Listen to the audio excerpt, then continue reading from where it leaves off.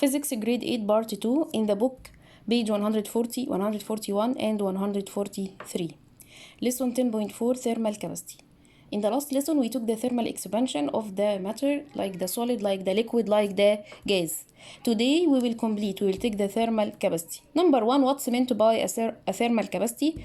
Thermal capacity is the amount of the heat energy is given to the object to increase the temperature for it.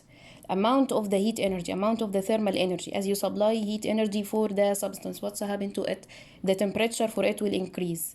If the temperature for it increased rapidly, this means that the thermal capacity is very small. If the temperature for it increased slowly, this means that the thermal capacity for it is very large, means that it will take much more time to increase the temperature for it, so the thermal capacity is very large. So it's the ability of the material to absorb heat energy. Some material absorb large amount of heat energy, but the temperature increased by a little amount. This means that it has a very high thermal capacity, and opposite. Some material, it will take less amount of heat energy, but the temperature for it will increase by a large amount. So the thermal capacity for it, it's very small, like the metal. The metal is very low thermal capacity, but in non-metal, like the plastic, like the wood, like the glass, has a high thermal capacity. Also the liquids like oil and water, high thermal capacity. If you see with me the book, page 140, the thermal capacity. He said to you some houses are fitted with the night storage heaters. What is the night storage? Why I said night storage heaters? Because these are electrical heaters that heat up at night, especially at night when the electricity is cheap. So if the electricity is cheap, I can use it to heat the heater. So I can use the heating element during the daytime. If you see here figure 10.13, inside the night storage heater, what's happened? Inside it consists of a heating element surrounded by a bricks that stored the heat energy, and the bricks isolated by the thermal isolation, and it's surrounded by a metal plate for covering. At night, what's happening? You supply electricity, so it's converted to a heat energy to heat the heat elements, and then the heat elements transfer the heat energy to the bricks. The bricks will take the heat energy and start to be hot.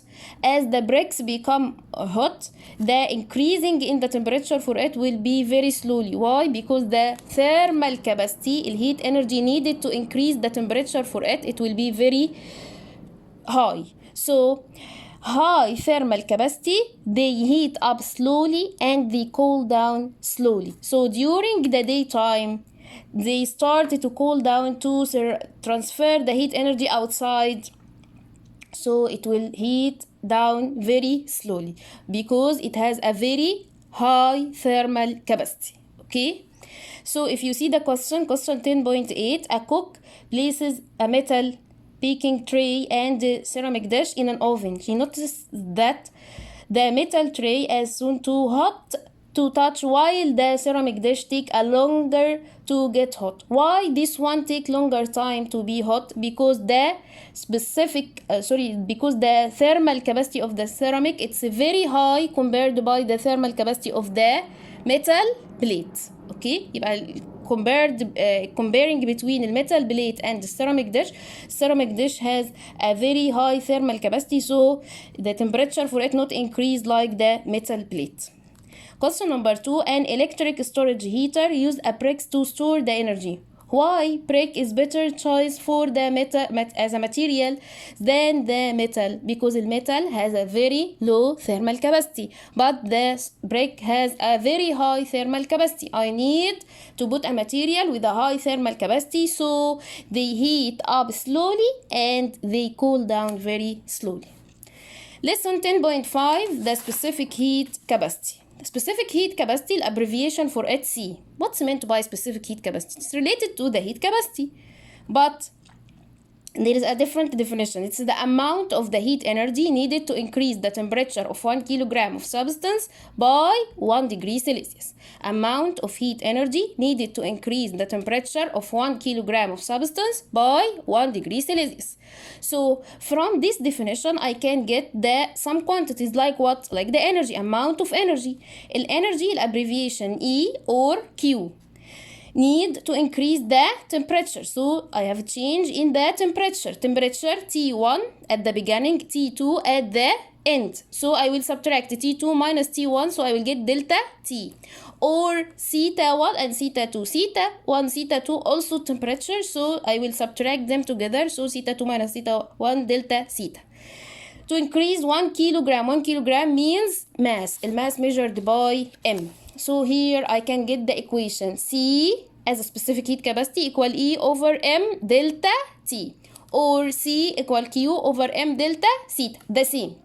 Okay, specific heat capacity, it's measured by joule per kilogram degree Celsius. Energy measured by joule, mass measured by kilogram, and temperature measured by degree Celsius.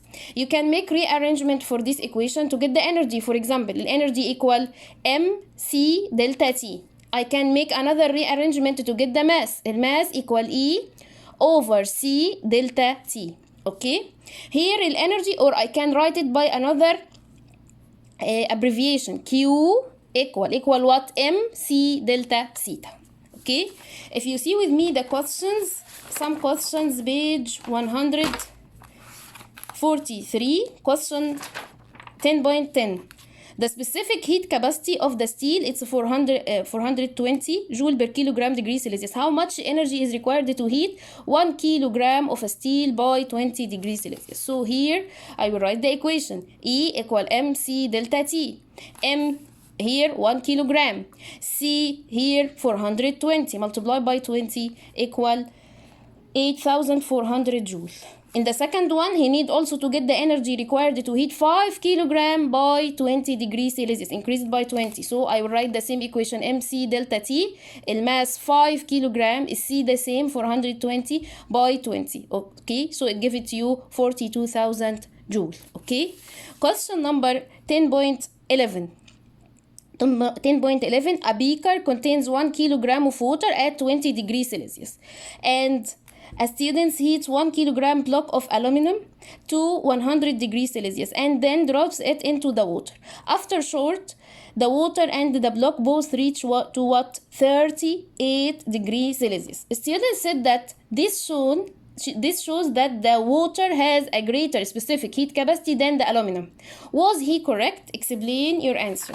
So what is the explanation for this question? Question number 11. He bring a beaker of water. At what? The water here at 20 degrees Celsius. And he bring a block of aluminum and they started to heat it until it reached to 100 degrees Celsius. And he leave them together. After that, he measured the temperature of each one. Okay, he reached the temperature for each one. Temperature of the both reached to 38. So the temperature here from 100 to 38, it's decreased by 62 degrees. To increase the temperature of the water from 20, temperature of the water is 20. When you put this 100 degree block of aluminum inside it, it will increase. Temperature increased to be 38, increased by 18 degrees Celsius. He asked you, or he said to you that the water has a specific heat capacity more than the aluminum. He is correct? Yes, he is correct. Why? Because the aluminum lose much more heat energy to reach to this temperature, 38 degrees Celsius. Okay, how much temperature he lose it? 62. So he lose large amount of thermal energy. But this one take the amount of the thermal energy from the aluminum, temperature for it not increased by the same amount by 62, it just increased by 18. This means that the thermal capacity of the water more than the thermal capacity of the aluminum. So the temperature for the aluminum decrease rapidly, but the temperature of the water not increase by a large amount, because the specific the thermal capacity or specific heat capacity of it more than the specific heat capacity of the aluminum. Okay, thank you.